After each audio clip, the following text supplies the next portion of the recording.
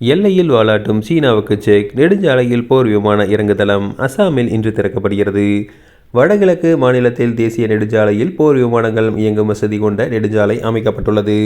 சீனாவின் எல்லையை ஒட்டி அமைந்துள்ள இந்த சாலையில் அவசர காலங்களில் போர் விமானங்களை தரையிறக்க முடியும்.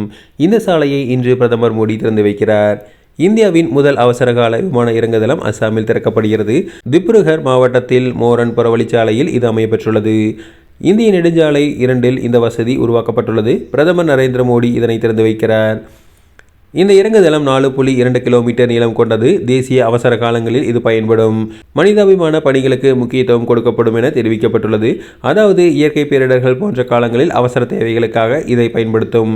அது மட்டுமின்றி இராணுவ விமானங்கள், போக்குவரத்து விமானங்கள், ஹெலிகாப்டர்களுக்கு இதை பயன்படுத்தலாம் என மற்ற ஓடுபாதையாக செயல்படும் எனவும் தெரிவிக்கப்பட்டுள்ளது. இந்த சாலை சீனாவின் எல்லையிலிருந்து 300 கிலோமீட்டர், மியான்மரிலிருந்து 200 கிலோமீட்டர் தொலைவிலும் உள்ளன. பாதுகாப்பு ரீதியாக மிகவும் முக்கியத்துவம் வாய்ந்ததாகவும் பார்க்கப்படுகிறது. இதன் மூலம் நாட்டின் பாதுகாப்பு திறன் மேலும் வலுவடையும். இப்பகுதிக்கு கூடுதல் பாதுகாப்பு திறன் வழங்கும் எனவும் தெரிவிக்கப்பட்டுள்ளது.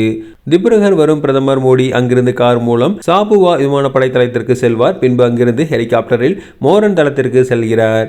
இதையடுத்து இந்திய விமானப்படை விமானங்களின் சாகச நிகழ்ச்சியை அவர் பார்வையிட உள்ளார். போர் விமானங்களை சாலையில் இறக்கும் சோதனை ஓட்டம் புதன்கிழமை வெற்றிகரமாக நடைபெற்றன. உள்ளூர் மக்கள் பெருமளவில் திரண்டு இந்த சோதனை ஓட்டத்தை பார்த்தனர். கடந்த 2021 நவம்பரில் பிரதமர் மோடி இதே போன்று ஒரு சாலையை திறந்து வைத்தார். உத்தரப்பிரதேசத்தின் பூர்வாஞ்சல் விரைவு சாலையில் அந்த அவசர கால தடம் உள்ளது. இந்த புதிய விமான இறங்குதளம் நாட்டின் தற்காப்பு திறனை மேம்படுத்தும். அவசரகால சூழ்நிலைகளை சமாளிக்க உதவும். இந்தியாவின் உள்கட்டமைப்பு வளர்ச்சிக்கு முக்கியமானது. பாதுகாப்பு திட்டங்களில் மிக முக்கியமான படிநிலை என்று பாதுகாப்பு அதிகாரிகள் தெரிவித்துள்ளனர். இந்தியாவின் பாதுகாப்புக்கு அச்சுறுத்தல் விடுவிக்கும் விதமாக எல்லையோரத்தில் உள்கட்டமைப்பு வசதிகளை மேம்படுத்துவது, குடியிருப்புகளை உருவாக்குதல் போன்ற பணிகளில் ஈடுபட்டு வரும் சீனாவுக்கு தக்க பதிலடி கொடுக்கும் விதமாக இந்தியாவின் இந்த நெடுஞ்சாலை அமையுள்ளது.